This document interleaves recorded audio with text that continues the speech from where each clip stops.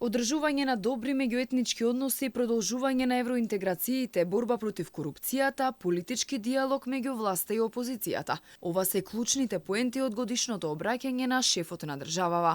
Стево Пендаровски сакајќи веројатно да го направи и последниот притисок за уставни измени. Порача дека идниот собраниски состав ќе мора да ја продолжи дебатата, но со далеку почесен однос кон македонската јавност. Според него кристално било јасно дека европската рамка не може да се промени на подобро, ниту билатералниот договор со Бугарија, независно кој е на власт во Брисел или во Софија. Истовремено обидувајќи се да делува миротворно, порача дека ниту еден политичар не би преговарал за идентитетот, иако Македонија го смени името, а под бугарските уцени заглави токму за време на неговиот мандат. Длабоко сум убеден дека ниту еден од денешнава генерација политичари никогаш нема да преговара за идентитетските прашања, затоа што нашите црвени линии не ги утврдивме ние.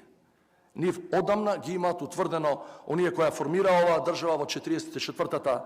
Со одлагање на уставните промени ќе пропуштиме уште една прилика која може да не чини најмалку уште една деценија надвор од интеграциите. Зборуваше и за консензус, а власта која го поддржува не ни се обиде да го постигне, игнорирајќи ја опозицијата.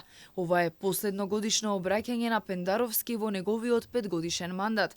Рече дека во некои ситуации можел да постапи поинаку и дека не бил безгрешен, сепак имал мирна совест. Дали при носењето на некои одлуки сум можел да постапам поинаку?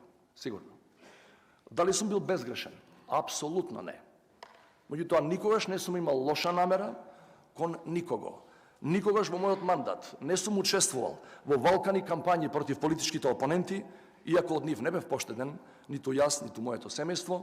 Никогаш не договарав тендери и провизии, не вработував роднини и пријатели и никогаш за себе или за најблиските немам побарано посебен третман.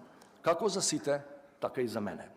Освен евроинтеграциите и уставните измени, доминираа и теми како војната во Украина, иселувањето на младите, судството и корупцијата, војната меѓу Хамас и Израел. Зборувајќи за отпорот да се спроведат реформите во правосудниот систем, рече дека проблемот лежи во спрегата меѓу политичката и бизнис заедница со дел од судиите и обвинителите, која во изминатите децении, како што вели, создаде атмосфера во која се разви ендемска корупција, што ја загрозува виталноста на државата.